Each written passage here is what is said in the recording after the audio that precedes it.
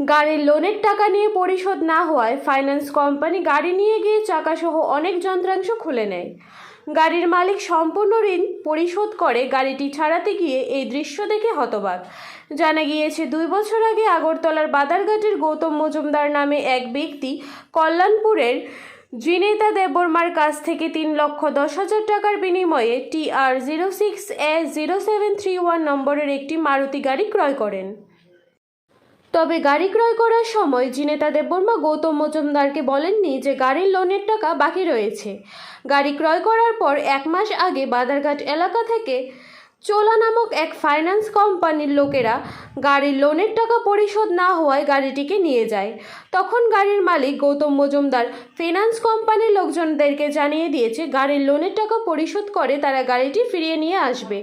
সেই অনুসারে গৌতম মজুমদার সোমবার বিকাল 2 লক্ষ টাকা দিয়ে গাড়ির সম্পূর্ণ লোন পরিশোধ করে গাড়িটি নিতে গেলে দেখতে পান নতুন চাকার বদলে গাড়ির 3টি পুরনো চাকা লাগানো রয়েছে।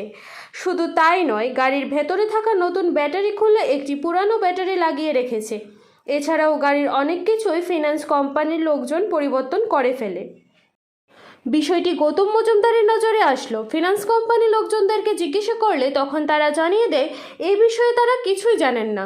পরে গৌতম মজুমদার ঘটনাটি বিস্তারিত জানিয়ে চোলা ফাইন্যান্স কোম্পানির বিরুদ্ধে পূর্ব আগরতলা থানায় লিখিত আকারে একটি মামলা দায়ের করেন।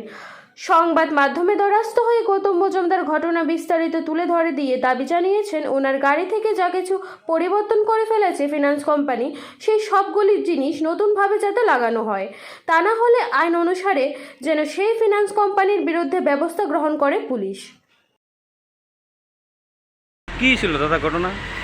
আমি অ্যাকচুয়ালি প্রায় 2 বছর আগে একটা অল্টো গাড়ি কিনছি জিনেতা দেববর্মার কাছ থেকে। আচ্ছা, তো আমি তো জানি সব কিছু গাড়ি ক্লিয়ার আছে, সেভাবে আমি ওই ইয়াকে নোটারি করে এভিডেভিট করে কিনছি। কত দিয়ে কিনছিলেন? প্রায় 3,10,000 টাকা দিয়ে কিনছি। আচ্ছা, ওটা এভিডেভিট করে কিনছি।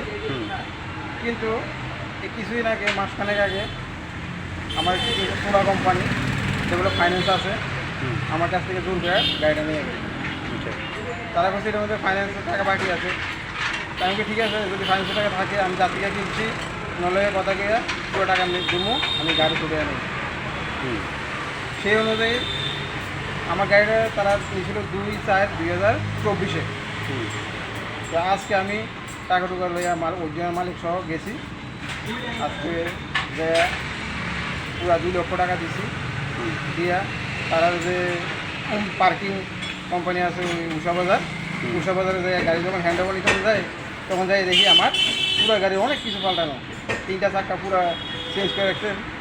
আমার নতুন চাক্কা আসলে ওইগুলি পাল্টে পুরো চাক্কা লাগা দিচ্ছে, তার মার বাড়ানো একদম ওভারে, আর ব্যাটারি পাল্টানো, লুকিং গ্লাস, আমার লুকিং গ্লাস পুরো সেট, 2টা লুকিং গ্লাস পাল্টানো।